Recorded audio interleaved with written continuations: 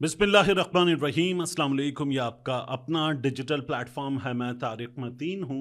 वल्लाहु खैरुल माकिरीन। अल्लाह सबसे बेहतर तदबीर फरमाने वाला है।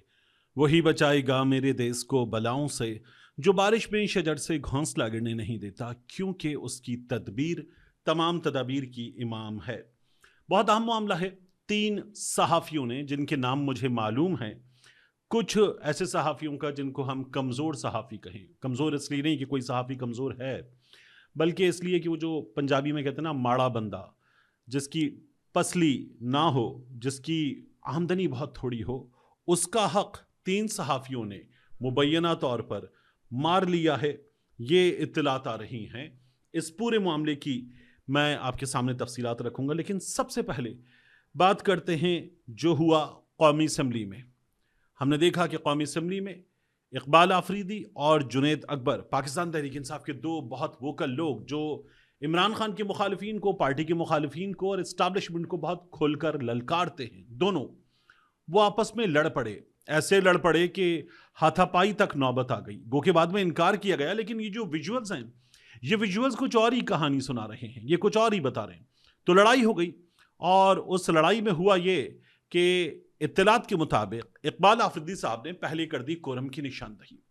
कोरम की निशानदही की। अब इस असेंबली पर करोड़ों रुपया लगता है इस मुल्क के गरीब आवाम का, उन लोगों का जो 2 वक्त की रोटी नहीं खा सकते, उन लोगों का करोड़ों रुपया लगता है एक एक इजलास पे। तो इकबाल आफरीदी साहब जो हैं, उन्होंने कोरम की निशानदही की। जुनैद अकबर साहब कहते हैं कि मैं ये चाह रहा था कि वो कोरम की निशानदही ना करें, हुकूमत कुछ बात कर रही थी, हम उसका जवाब देते और मौका होता कि हम ऐवान में अवाम की, पाकिस्तान तहरीक इंसाफ की बात करते, लेकिन वो कोरम की निशानदही कर रहे थे, मेरी बात समझे नहीं, और फिर उनको मैंने समझा दिया। बाहर आकर जुनैद अकबर साहब की बात की तरह इकबाल आफरीदी साहब ने भी मामला टालने की कोशिश की, लेकिन सवाल यह है कि कोरम पूरा करना हुकूमत की जिम्मेदारी है। हुकूमत अपने वुज़रा की यहाँ मौजूदगी यकीनी बनाए। मैं तो ये समझता हूँ बल्कि कि अपोजिशन की जिम्मेदारी और ज़्यादा बढ़ जाती है, क्योंकि वो हुकूमत को शेम करे, हुकूमत को शर्मिंदा करे कि टैक्स पेयर मनी जिसका तुम्हारे हाथ में इख्तियार है, उसको दुरुस्त तरीके से इस्तेमाल करो और यहां आओ, यहां आकर जवाब दो, हुकूमत को जवाब देर करे। ऑपोजिशन तो ये होना चाहिए। सही बात कर रहे थे इकबाल आफरीदी साहब कि अगर कोरम पूरा नहीं है तो ये भी गवर्नमेंट को शर्मिंदा करने वाला काम है, करना चाहिए था। एक मामला इसमें जो कुछ हुआ, इकबाल आफरीदी साहब ने भी उसको बाद में टाल दिया, लेकिन खुद जो इकबाल आफरीदी साहब के साथ हुआ वो टाला नहीं जा सका। हुआ ये कि तलाल चौधरी साहब ने एक इजलास में बताया कि इकबाल आफरीदी साहब के बेटे, जिनको डिप्लोमेटिक पासपोर्ट मिला है एक एमएनए के बेटे होने की वजह से, वो उस डिप्लोमेटिक पासपोर्ट पर एक ऐसे मुल्क में गए यूरोप के जहां पर वीजा रिक्वायर्ड नहीं था, ब्लू पासपोर्ट पर। वो ये कहते हैं कि वहां से वो फिर चले गए इटली, और इटली जाकर उन्होंने अपना डिप्लोमेटिक पासपोर्ट सरेंडर कर दिया, और ब्लू पासपोर्ट सरेंडर करने के बाद उन्होंने वहां असाइलम अप्लाई किया, यानी सियासी पनाह की दरखास्त दी। तो तलाल चौधरी साहब बड़ा उनको शर्मिंदा कर रहे थे कि शर्म की बात है, आप पार्लियामेंटेरियन हैं और आपकी अपनी औलाद डिप्लोमेटिक पासपोर्ट को सरेंडर करते हुए सियासी पनाह की दरखास्त कर रही है, क्या इमेज जाएगा। तलाल चौधरी साहब ये बात कर रहे थे। इकबाल आफरीदी साहब से सिलसिले में सवाल हुआ तो इकबाल आफरीदी साहब ने तकरीबन मान लिया, यानी उन्होंने खुलकर ये नहीं कहा कि हाँ मेरे बेटे ने असाइलम अप्लाई किया है, लेकिन उन्होंने ये बातें की कि अगर इस मुल्क में हालात ऐसे हों, अमन ना हो, इंसाफ ना हो, जान को खतरा हो, तो कौन नहीं अप्लाई करेगा। कितने लोगों ने अप्लाई किया है, गवर्नमेंट नंबर दे। फिर उन्होंने ये भी कहा कि अगर मुझे ये लगेगा कि इमरान खान के लिए इस मुल्क में कुछ नहीं रखा, इंसाफ का हुसूल बिल्कुल नामुमकिन हो गया है, मेरी अपनी जान को खतरा होगा, तो मैं भी असाइलम अप्लाई करूंगा। और इस लिहाज से इकबाल आफरीदी साहब ने मान लिया कि असाइलम अप्लाई किया गया है उनके बेटे की जानिब से। नतीजा क्या निकलता है अभी नहीं पता, और क्या नतीजा निकल चुका है कि उनको असाइलम मिल चुका है अभी ये भी नहीं पता।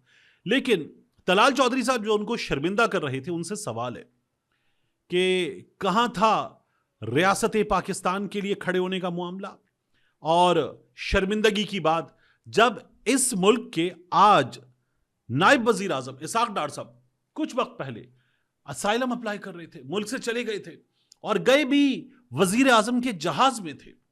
शाहिद खाकान अब्बासी साहब ने वजीर आजम का जहाज दिया था कि जाइए, और इसाक डार साहब नवाज शरीफ के समधी इस मुल्क से चले गए थे। तो कहां था रियासत पाकिस्तान के लिए शर्मिंदा होने का मौका, हुकूमत पाकिस्तान के लिए शर्मिंदा होने का मौका, वो भी एक अदद सेनेटर थे, पार्लियामेंट के रुकन थे। तो क्या ये जो शर्मिंदगी है ये तब आती है जब पाकिस्तान तहरीक इंसाफ वाले कुछ करते हैं? नवाज शरीफ का समधी, एक अहम तरीन सेनेटर, शरीफ खानदान के करीब तरीन आदमी, जो बार बार वजीर रह चुका हो, वजीर खजाना रह चुका हो, नायब वजीर आजम हो, क्या उसके मामले में शर्मिंदगी नहीं होती रियासत पाकिस्तान को कि वो असाइलम अप्लाई कर रहा हो? शहजाद अकबर साहब ने सवाल भी किया सोशल मीडिया पर आकर, तो उनको भी जवाब दे दे गवर्नमेंट कि नहीं, इसाक डार साहब ने कभी असाइलम अप्लाई नहीं किया था। ये शहजाद अकबर साहब का सवाल है, उनको जवाब भी मिल जाना चाहिए। और मैं आपको बताऊं कि एक और अहम शख्सियत है मुस्लिम लीग नून की, उनके भाई के बारे में बताया जा रहा है कि उन्होंने असाइलम अप्लाई किया है कनाडा में। मैंने उनको सवालात भेजे, उनका जवाब आएगा तो मैं आपको बताऊंगा। अभी ये बात करना कि वो असाइलम ले चुके हैं, चूंकि प्रीमेच्योर है, तो अभी उनका नाम जाहिर करना मुनासिब नहीं है। इसके बाद मामला सीनियर सहाफ़ी हम्माद हसन साहब का। हम्माद हसन साहब, मैं 3 सहाफ़ियों के मामले पर अभी आता हूं जिन्होंने कमज़ोर सहाफ़ियों का हक खा लिया। हम्माद हसन साहब उठा लिए गए। आप देख रहे हैं हम्माद हसन साहब को टीवी पर, देखते हैं आप तज्जिया करते हुए, सीनियर सहाफ़ी, एक ताकतवर शख्सियत के भाई भी हैं, इन्हें उठा लिया गया। बड़ा हैरान कुन था। हम्माद हसन साहब की बेटी की शादी हुई है, मेरी उनसे तफसील से बात हुई, तो बेटी की शादी 4-5 रोज़ पहले ही हुई थी। वो अपनी बेटी के घर पर थे एक दावत के सिलसिले में, वहीं पर एक टेलीविज़न प्रोग्राम में उन्होंने जूम पर शिरकत की, और वो ये कहते हैं कि उस टेलीविज़न प्रोग्राम के बाद उन्हें बताया गया कि बाहर आए हुए हैं FIA वाले। वो गए बाहर, NCCIA वाले मौजूद थे। एक नौजवान ऑफिसर ने कहा कि आपने एक ट्वीट किया था, उस ट्वीट पर आपसे तफ्तीश करनी है, आइए चलिए। उन्होंने कहा चलते हैं। ट्वीट क्या था? हम्माद हसन साहब ने 1 कॉन्स्टिट्यूशन एवेन्यू के बारे में बताया था कि इस बिल्डिंग में कुछ ऐसे लोग आए हैं जिन्होंने जासूसी के आलात और असलहा वगैरह लाकर यहां पर रेड जोन की अहम तरीन इमारतों की सिक्योरिटी खतरे में डाल दी है। वहां सुप्रीम कोर्ट ऑफ पाकिस्तान है, वहां वजीर आजम हाउस है, पार्लियामेंट है, ऐवान सदर है, और वहां वजीर आजम सेक्रेटेरिएट है, अहम तरीन इमारतें हैं, वजारतों के दफातर हैं, अहम तरीन शख्सियात वहां से गुजरती हैं।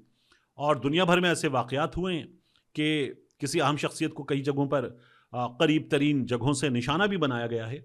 हम्माद हसन साहब मुल्क की सिक्योरिटी की बात कर रहे थे कि यहां पर कुछ ऐसे लोग आए हैं, और वो ये कहते हैं कि मैं अब भी अपनी खबर पर कायम हूं। तो हम्माद हसन साहब कहते हैं कि मुझे कहा गया इस ट्वीट के सिलसिले में बात करनी है। मैंने कहा चलिए, और वो ले गए हम्माद हसन साहब को। उनसे उनका सेलफोन ले लिया गया, तो राब्ता भी नहीं हो रहा था। और फिर उसके बाद उनकी फैमिली से राब्ता किया गया। अब्दुल क़य्यूम सिद्दीकी साहब सीनियर सहाफ़ी हैं, सनाउल्लाह खान साहब, इन लोगों की जानिब से।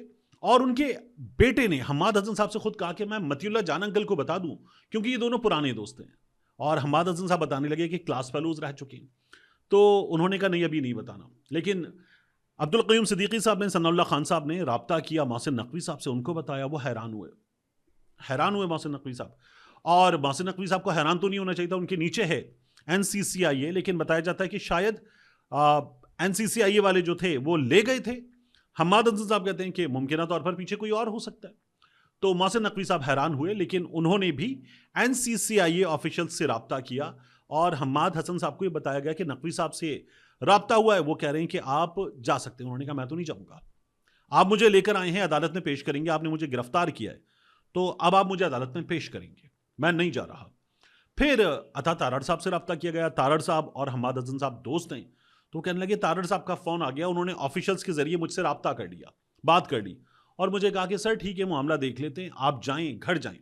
उन्होंने कहा नहीं मैं नहीं जाऊँगा, इस सुबह मुझे अदालत में पेश करेंगे, मेरी रात इन्होंने यहाँ ख़राब कर दी है, और ये जो कुछ इन्होंने किया इसका मुझे अंदाज़ा था। हम्माद हसन साहब कहते हैं मुझे अंदाज़ा था, क्योंकि मेरे घर के इर्द गिर्द मुसलसल जासूसी हो रही थी। कुछ लोग बाइक पर घर के सामने वाले पार्क में मुसलसल मौजूद थे, एक कार घूम रही थी, तो मुझे अंदाज़ा था कि कुछ करना चाहते हैं। लेकिन किया कब? जब मैं अपनी बेटी के ससुराल में मौजूद था, ताकि फैमिली के तमाम लोगों को हिरासां किया जा सके जो मुझे कहें कि ये ना करें जो आप कर रहे हैं, और मुझे तमाम लोगों के सामने परेशान किया जा सके, तजलील करने की कोशिश की गई। उन्होंने कहा मुझे इससे फ़र्क नहीं पड़ता, मैं अब भी अपनी खबर पर कायम हूँ, मेरा ट्वीट अब भी मौजूद है, मैं वीडियो करके भी बता रहा हूँ कि क्या हुआ था और ये तमाम चीज़ें हुई हैं। तो मैंने तो रियासत पाकिस्तान की सलामती के लिए बात की है, मैंने रियासत पाकिस्तान के ख़िलाफ़ बात नहीं की। जो मुझ पर यह इल्ज़ाम लगाया जाए कि मैं रियासत पाकिस्तान के ख़िलाफ़ चला गया, उनका कहना है कि मैं अब भी अपनी जगह पर डटा हुआ हूं, जवाब दिया जाए कि किसी सहाफ़ी को ऐसे कैसे उठाया जा सकता है। मैं एक और चीज़ सोच रहा था, हम्माद हसन साहब जो वो है ना फ़िक्री इख्तिलाफ़ का मामला, वो है मेरा उससे, यानी हम्माद हसन साहब उस जानिब हैं, मैं इस जानिब हूँ, सीनियर हैं, बड़े हैं, एहतराम है, इख्तिलाफ़ राय हो जाता है, जैसे कई सहाफ़ियों से हो जाता है, कई सियासतदानों से हो जाता है, लेकिन इख्तिलाफ़ राय ज़ाती इख्तिलाफ़ थोड़ी है, फ़िक्री इख्तिलाफ़ है। मेरा सवाल तो हुकूमत से है। हमारे यहाँ बीच में कई सहाफ़ी उठाए गए, नामी गिरामी सहाफ़ी उठाए गए, क्या हुकूमत ने उनके लिए ये कष्ट किया, ये कोशिश की कि उनको रिहा करवाएं, ऑफिशियल से बात करें कि ये क्या कर रहे हो? कराची में उठाए गए, लाहौर में उठाए गए, इस्लामाबाद में उठाए गए, मुल्क के दीगर शहरों में उठाए गए। क्या किसी वजीर ने जिस तरह हम्माद हसन साहब के लिए बात की, उनके लिए बात की थी? नहीं की। तो ये जो सर्विसेज हैं गवर्नमेंट की, ये नजर आती हैं तब जब सहाफ़ी जो है वो उनकी लाइन और लेंथ पर मौजूद हो, तब, वगरना वो तो सहाफ़ी भी नहीं मानते कई लोगों को। तो ये हमारी हुकूमत ने करके हमें दिखाया है। 3 सहाफ़ियों का मामला जिन्होंने माड़े कमज़ोर सहाफ़ियों का हक खा लिया।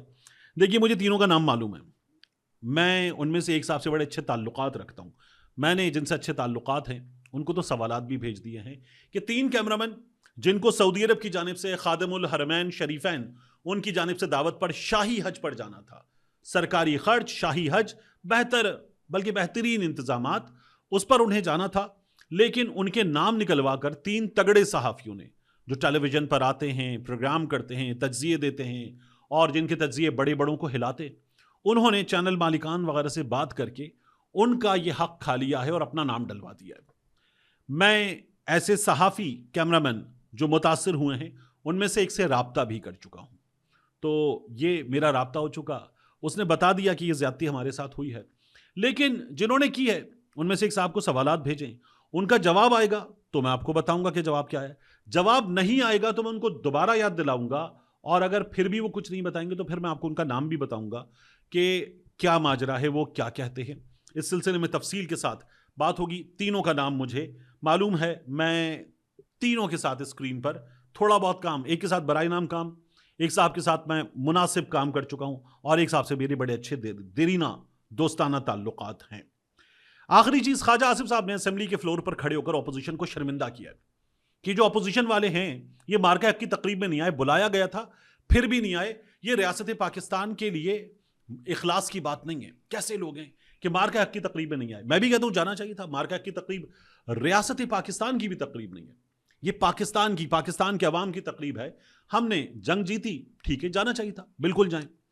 और ख्वाजा आसिफ साहब जो इनको शर्मिंदा कर रहे हैं, शायद ये भी करना चाहिए, बिल्कुल करना चाहिए। लेकिन ख्वाजा साहब जब ये बात करते हैं ना कि रियासत पाकिस्तान का मामला एक शहरी का मामला, और रियासत पाकिस्तान के लिए शर्मिंदगी की बात है कि पार्लियामेंटेरियन भी ना आए, जैसे मैंने आपको सुहेल आफरीदी का बताया था, वो नहीं गए, तो कहीं शर्मिंदगी होती है ख्वाजा साहब जब किसी शहरी के हुकूक जो हैं वो खा लिए जाते हैं? कहीं शर्मिंदगी होती है जब किसी शहरी को मावराए आईन इक़दामात का रियासत की जानिब से सामना होता है? कहीं शर्मिंदगी होती है जब किसी शहरी को अदालत से इंसाफ नहीं मिलता? कहीं शर्मिंदगी होती है जब निज़ाम इंसाफ लपेट दिया जाता है? कहीं शर्मिंदगी होती है जब किसी शख्स पर अदालत के दरवाजे बंद कर दिए जाते हैं? नहीं होती। तो ये तमाम मामलात रियासत के हैं, इन तमाम मामलात पर अमल दरामद हो रहा हो तो रियासत के लिए फख्र की बात है, ना हो रहा हो तो शर्मिंदगी की बात है। मिलते हैं इंशाअल्लाह आपसे अगली वीडियो में।